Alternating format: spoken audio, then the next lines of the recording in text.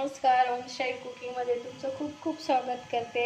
आज मी बनवणार आहे पौष्टिक आणि चविष्ट अशी जवसाची चटणी। त्यासाठी आपण बघूया काय काय साहित्य लागतं ते।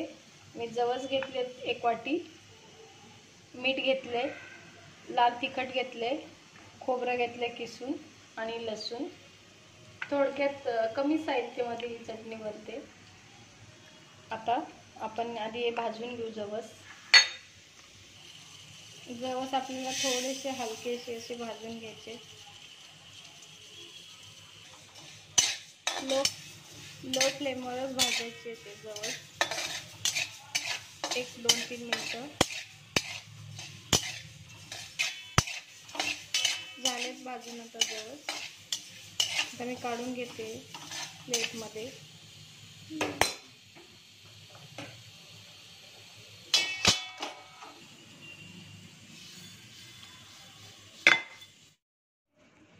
थंड झाले आता हे भाजलेले जवस। आता आपल्याला मिक्सरमधनं वाटून घ्यायचे।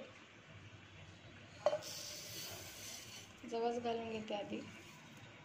तुम्ही खलबत्त्यात पण बनवू शकता, खलबत्त्यात पण होते ही चटणी।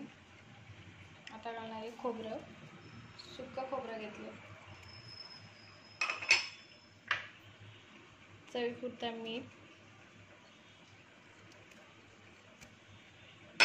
आपल्या शरीरासाठी खूप फायदे आहेत या चटणी खाल्ल्याने। गुणकारी आणि लाल तिखट।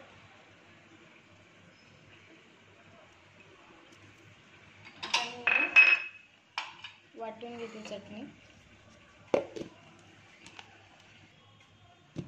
झालेली आपली चटणी वाटून, बघू शकता कशी वाटली मी, बारीक अशी छान झाली आहे। तुम्ही चटणी भाकरीसोबत किंवा वरण भातासोबत, चपातीसोबत खाऊ शकता, खूप छान लागते। आणि 1 ते 2 महिने पण ही चटणी टिकते। काचेच्या बरणीत भरून ठेवायची।